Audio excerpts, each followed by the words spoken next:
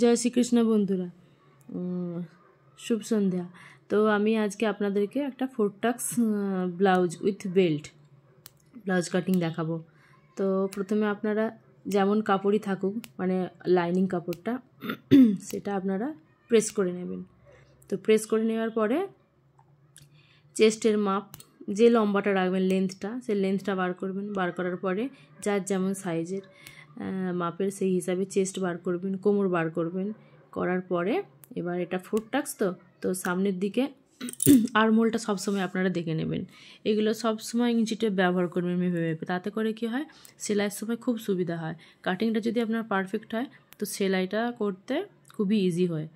তো ফ্রন্টের গলার পর থেকে বেল্টের যে দাগটা আছে সেখান পর্যন্ত আপনি অর্ধেক করে নেবেন। ওটা একটা টাক্স বেরিয়ে গেল। আরমোলের দিক থেকে একটা টাক্স বার করবেন ঠিক কর্নার করে।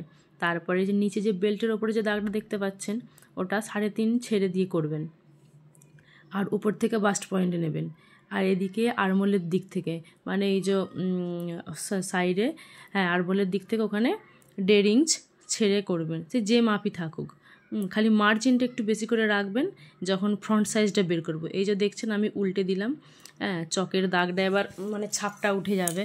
তো সেই ছাপটা উঠে যাওয়ার পরে যে জায়গাটা বেঁচে থাকবে এদিকে, যেদিকে মানে হুক হাই হবে, তো সেদিকে আপনি উপর দিক থেকে একও রাখতে পারেন বা হাফও রাখতে পারেন। একটু হেলদি মানে মানুষের জন্য ওপর থেকে একটু বেশি ছাড় দিয়েছি আমি, হাফের বেশিই দিয়েছি। আর নিচের দিক থেকে এটা 1.5 নিয়েছি আমি।